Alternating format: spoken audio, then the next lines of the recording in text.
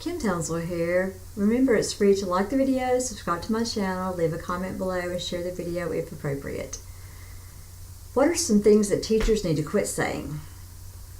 Let's explore a few, shall we? Things that teachers need to stop saying. Please. When you buy a house. Not every student's going to buy a house. Some students in our classrooms have never even lived in a home that their family has owned. They are living from pillar to post. Some may be homeless. Some have never even seen people that have enough money in their family to buy a house. When we say things like, when you buy a house, we're telling them, this lesson's not for you. We need to stop saying that. When you get married.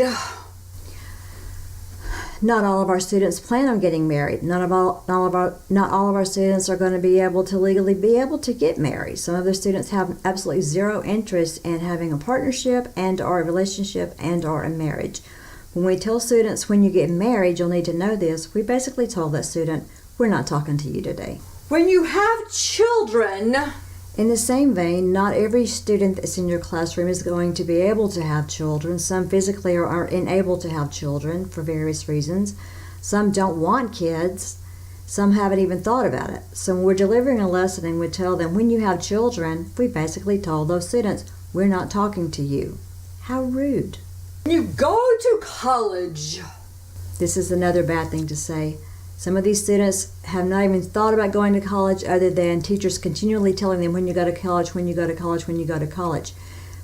79% of American teachers are white middle-class females, and we tend to teach from that paradigm. We tend to teach from that framework, but that is not the makeup of our children and the students in our class.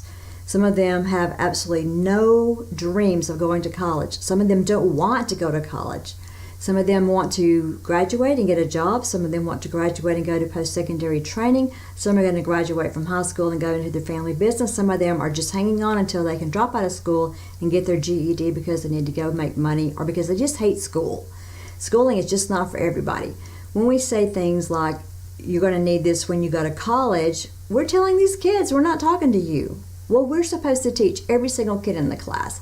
When we say things like this, like when you get a house, when you buy a house, when you have children, when you get married, when you're going to go to college, we are excluding these children, we're excluding these students from our lesson. And we don't need to do that.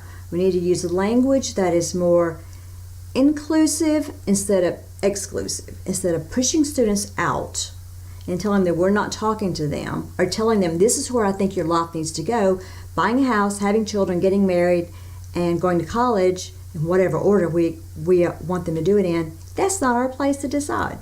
That is not our place to decide. Until we have enough money to send everyone to college, we need to quit saying stuff like that. This will be on the test.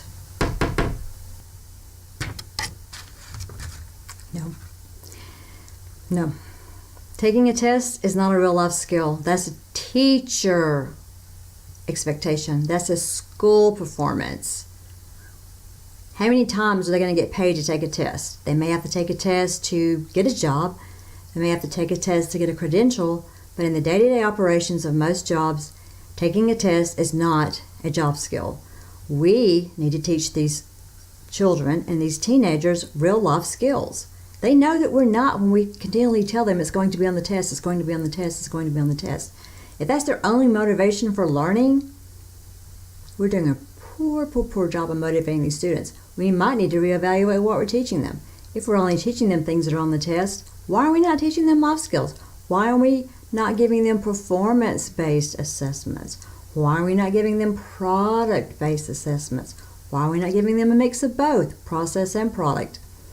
Taking tests, writing papers, it's teacher stuff. It's teacher stuff.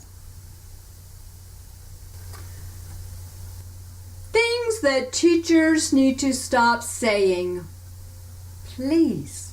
When you buy a house, when you get married, when you have children, when you go to college, this will be on the test. Things that teachers need to stop saying. Don't be that kind of teacher. Just my opinion, your mileage may vary.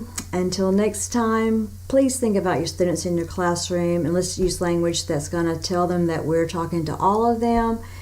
A better way to say it, for those of you who choose to get married, for those of you who choose to buy a house, for those of you who choose to go to college, for those of you that choose to have children, that is using the vocabulary without giving them the "this is what I think you need to do" or excluding them from our lesson.